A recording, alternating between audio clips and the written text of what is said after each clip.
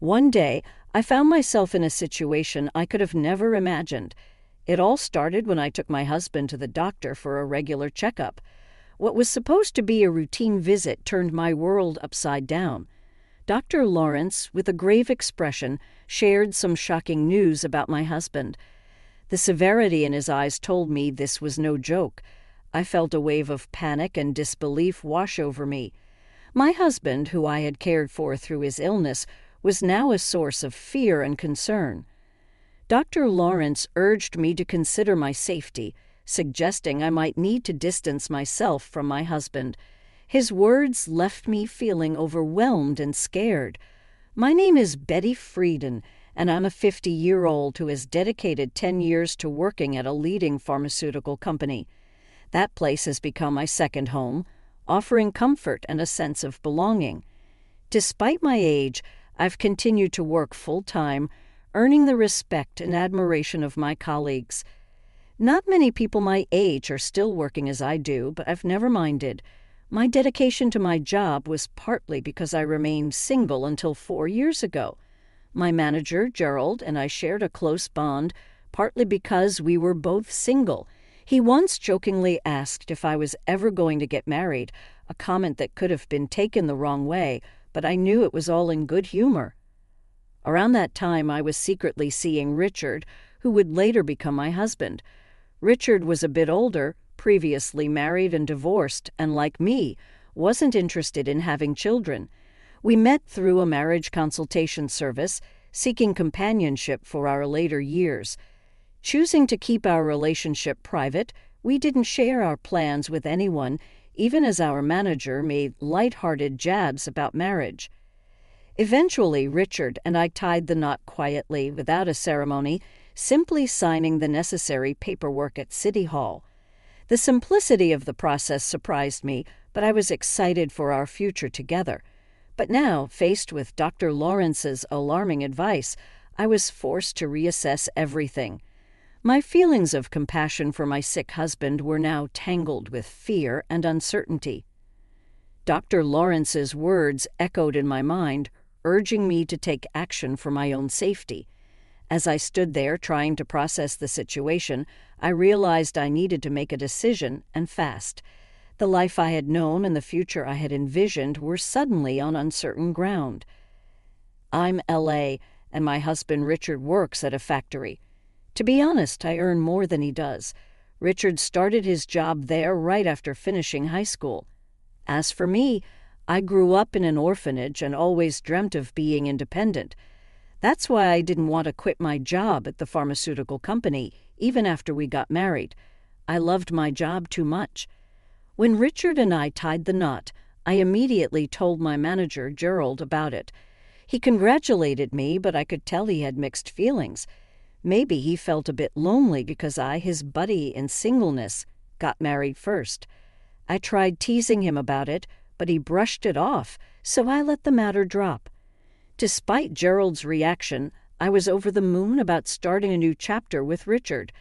I imagined all the wonderful things our future would hold. But reality turned out to be less shiny than my dreams. Life as newlyweds was pretty standard. Not much changed for me. I kept working, and the biggest change was probably moving to a more rural area and commuting by car instead of bus. Richard and I shared my old car because he didn't have one. About a year into our marriage, though, things started to get rocky. Richard began showing signs of depression. He seemed off, hardly eating his breakfast, getting lost in his thoughts, and even getting small things like condiments mixed up. His clothes didn't match, and he became quieter at work and at home. Although I've always appreciated Richard's quiet strength, his silence became too heavy, making it feel like I was living alone. This loneliness crept up on me as I noticed these small but significant changes in him. It dawned on me that Richard might be dealing with a mental health issue. Watching someone you care about struggle without knowing how to help is incredibly hard. I decided to take Richard to a clinic that specializes in mind and body health, where he was diagnosed with depression. I had a basic understanding of depression, but hearing the diagnosis made my world feel a bit dimmer. The doctor explained that the best way to tackle depression is to address its root cause directly. However, pinpointing the exact reason for Richard's depression was challenging. He had been working at the same factory for years without any issues, and nothing significant had changed in his job. If anything, I worried that perhaps our marriage had somehow contributed to his state. During our conversations with the doctor, I assured him that we were living a content life and couldn't identify any direct pressures at home that might have led to Richard's condition. The doctor encouraged us to return if we noticed any changes or had any insights into potential causes of his depression. Despite multiple visits to the clinic, we couldn't find the root cause of Richard's distress. Over time, his depression only deepened. On his worst days, Richard would barely get out of bed, plagued by headaches or calling in sick to work. His appetite vanished, and he lost a noticeable amount of weight. Eventually, he was unable to continue working and had to leave his job. Richard felt terribly guilty for putting all the financial burden on me, but I reassured him that I was okay with working. My primary concern was his well-being. It was tough to see him so affected, and I constantly worried about him. Especially when I was at work, there was an incident where he went out and couldn't find his way back home, which made me fear he was battling not just depression, but potentially dementia as well. This possibility added to my stress when colleagues asked about how things were going. I had to admit that Richard wasn't improving. Seeing someone you love struggle so much without a clear way to help is incredibly difficult. Gerald noticed I was looking particularly worn out one day and handed me an energy drink. Drinking it made me feel a little better, and I was touched by his gesture of support. He reminded me that we're all in this journey together, and his words nearly brought me to tears. With everything going on with Richard, I hadn't realized how much stress I'd been piling up on myself. It became clear that I needed to keep myself together, or else I might break down too. So I threw myself into work, trying to maintain some normalcy in our lives. 1 year had flown by and things with Richard haven't improved. In fact, they've only gotten worse. As our 3rd wedding anniversary approached, I couldn't see any light at the end of the tunnel for his condition. Then, one morning, I noticed our car wasn't where it should have been. Confused, I checked again, but the car was definitely missing. Since Richard's diagnosis, I was the only one who drove it. I hadn't used the car since the day before, which meant it should have been at home. Concerned, I asked Richard if he knew anything about where the car might be. He casually mentioned he thought it was there when he got home yesterday. I remembered he had gone out for a bit while I was at work. The doctor had suggested he try walking or jogging to help him cope. If the car was there when he returned, it must have disappeared sometime during the night. With the car gone, I had no choice but to use public transport, which made me about 10 minutes late for work. I explained the situation to Gerald, who was understanding but puzzled about the car's whereabouts. He wondered if Richard might have taken it, but I dismissed the idea given Richard's condition and his aversion to driving since falling ill. It didn't make sense. Despite Richard's occasional lapses in memory and frequent mood swings, I couldn't imagine him being responsible for the missing car. The mystery of the car added yet another layer of complexity to our already challenging situation. Right after realizing the car was gone, I didn't waste any time reporting it to the police, hoping it would turn up soon. But deep down, a nagging worry haunted me that it might be gone for good. As if that wasn't enough, something else strange occurred. On the day I was supposed to get my paycheck, I went to the bank to take out some money and noticed that my personal bank account was empty. I was taken aback. We do have a shared account, which I checked next, only to find it was also at zero. This left me completely baffled. Richard and I shared the joint account, but he had no access to my personal account, nor did he know its PIN. Yet somehow, all our savings had vanished. The cold wave of shock hit me hard, and once home, I confronted Richard. I asked him if he knew anything about the missing funds from our joint account. He seemed genuinely confused and denied knowing anything about it. Considering his state of mind due to depression, I hesitated to press further, fearing it might add to his stress. Richard, with his gaze fixed on the ceiling, seemed distant, lost in one of his frequent dazes attributed to his condition. It made me wonder if he could have actually taken money. Planning to bring this issue up with the police, I was overwhelmed by the double blow of losing both our car and our savings. The financial pinch was sharp, made worse by my lack of a family safety net. Having grown up in an orphanage with no parents to turn to for help, amidst these troubles, it was suggested that we switch Richard to a larger hospital with more resources than the small community psychiatric clinic we've been using. The clinic had reached its limits in what it could do for him and recommended a general hospital for better care. They even provided a referral letter, so we decided to make our first visit to the general hospital. Taking a taxi there, the experience was new and a bit daunting for me. Throughout the journey, Richard remained quiet, lost in his own thoughts. As we arrived at the hospital, taking a deep breath, I walked into the hospital, handing over the referral letter at the reception, bracing myself for a bit of a wait. Given it was busy in General Hospital, the lobby was crowded with patients, each waiting for their turn. After around an hour, Richard was finally called in for his consultation. While he went inside, I took out a book to pass the time. But barely had Richard entered the doctor's office when a nurse approached me. "Excuse me, are you Mrs. Simmons?" she asked. I confirmed, and she mentioned the doctor wanted to see me. I was used to discussing Richard's condition, so I assumed it was a similar situation that time and followed her, albeit with a bit of anxiety. The nurse led me to a different room where I was greeted by a doctor who looked about a decade my senior, with graying hair and a kind demeanor. Before I could even settle in, I asked if this was about Richard's condition. He nodded gravely, and I prepared myself for potentially bad news.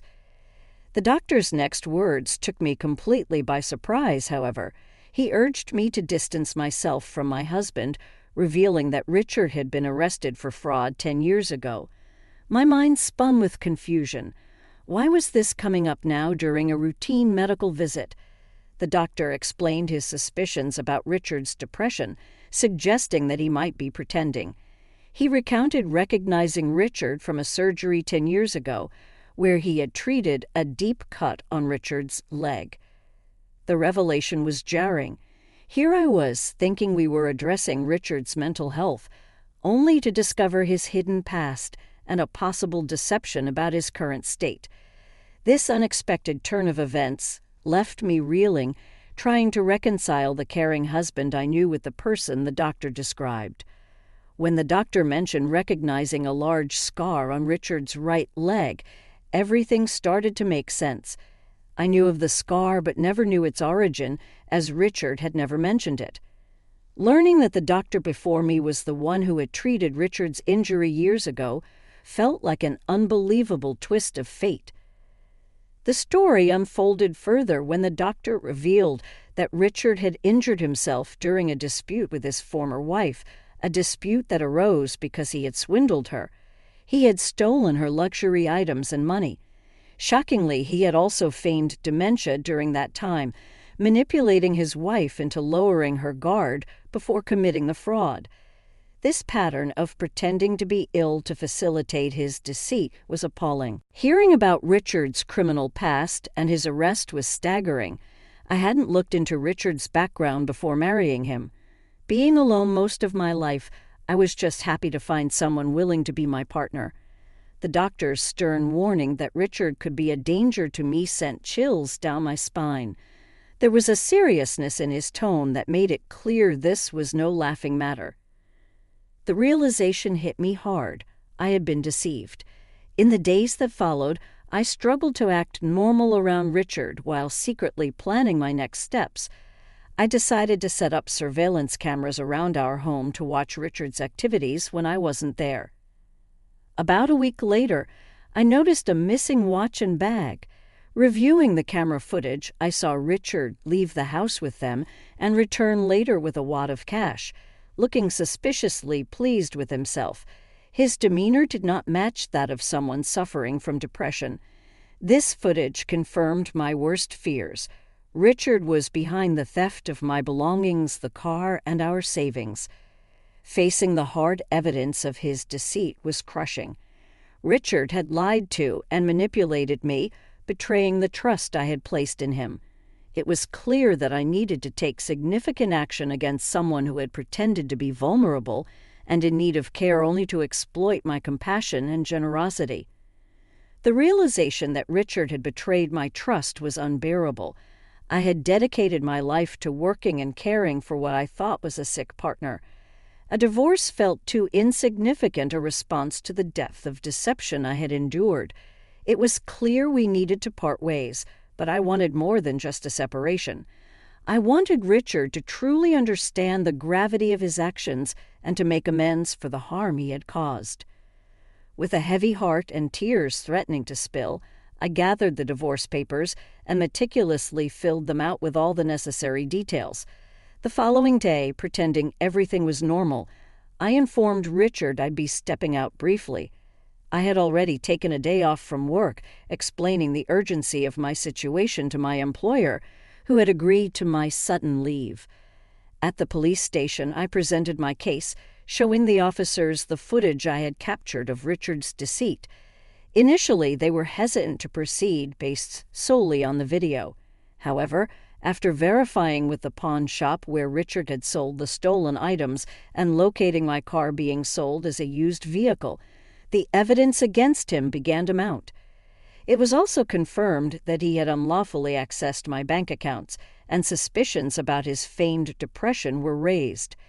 As the truth unraveled, I was overwhelmed by a complex mix of relief and sorrow. The police decided to act swiftly, given Richard's criminal history, and prepared to arrest him. Returning home with the officers in the early afternoon, I found Richard at home, visibly startled by my unexpected presence and the sight of the police. Despite the divorce papers in my hand, his attention was fixed on the officers as one of them declared his arrest for fraud. Richard protested, claiming his depression as a defense, but I knew better. The doctor from the general hospital had already shed light on the likelihood of his deceit regarding his mental health condition. In that moment, facing both the legal consequences of his actions and the end of our marriage, Richard's facade began to crumble. The decision to take this course of action was difficult but necessary to protect myself and seek justice for the betrayal and manipulation I had endured. On my recent visit to the hospital, a doctor recognized Richard from his past actions.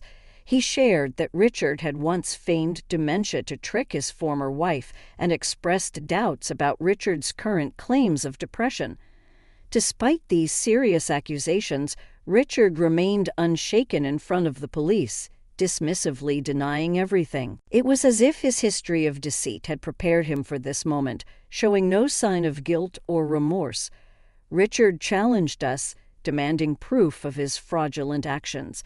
His boldness was baffling, especially with the police right there, ready to arrest him based on solid evidence. It was a clear indication of his habitual manipulation and his underestimation of the situation's seriousness. For 4 years he had lied to me, taking advantage of my trust to steal from me and misuse my goodwill. Yet, in a twisted turn of blame, Richard suggested it was my fault for being too trusting, insulting me further. His odd audacity was astounding. I had supported him, hoping for his recovery, only to be repaid with betrayal and scorn. In that moment, my patience vanished. I declared my intention to seek legal advice and pursue alimony, urging him to face the consequences of his actions. At the police station, my outburst surprised even the officers, but it seemed to shake Richard's composure finally. As the police handcuffed him, Richard's defiance crumbled. He looked defeated, his arrogance replaced with frustration as he was led away. Watching the scene, I felt detached, as if observing someone else's life unraveling. Since the doctor's warning, nothing seemed real anymore. Yet here I was, facing the harsh truth of my situation, determined to move forward from the chaos Richard had created. Watching Richard being led away by the police felt surreal, almost like a scene from a dream. This moment marked a turning point, allowing me to envision a return to my life before the chaos of marriage engulfed it. Though a sense of relief washed over me, knowing I wouldn't spend my future under Richard's manipulative control, a wave of loneliness followed. Having waited more than 47 years to marry, the prospect of solitude once again cast a shadow over my newfound freedom. 2 months later, our divorce was finalized. The process had been slightly delayed due to Richard's arrest, but by the time everything was official, my emotions had settled, enabling me to reflect on our shared history with a clear mind. Richard's future was uncertain, facing imprisonment for his second offense. I could only hope this experience would lead him to sincerely reconsider his choices. In the wake of our marriage, which had dissolved into nothing more than a disillusioning memory, I found myself pondering my next steps over a simple lunch at work. It was then that my boss, Gerald, approached with a casual yet loaded comment as he joined me with his store-bought hot dog lunch. "I think you'd be just fine if you were with me," he remarked almost offhandedly. His words caught me off guard, and it took a moment for their full weight to sink in, leaving me momentarily flustered. "Yes, I'm serious," he added, seeing my hesitation, his tone smooth yet sincere. I was speechless, my lunch momentarily forgotten as I processed his proposition. Gerald then returned to work, leaving me to contemplate his unexpected offer. In a daze, the idea of a romantic relationship with Gerald had never crossed my mind. Yet, I couldn't deny the care and stability he had always shown me. His steady presence and responsible nature suddenly cast him in a new light.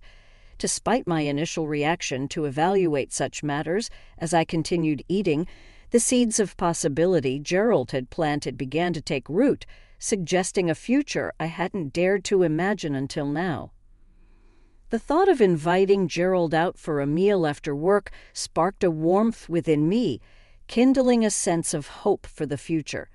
Perhaps this was the perfect moment to embark on a new journey, to explore the possibility of happiness and companionship once again. The idea of stepping out of my comfort zone and into a new beginning with someone who had shown me kindness and support felt both thrilling and comforting. Tonight, I decided, could be the start of something new and beautiful.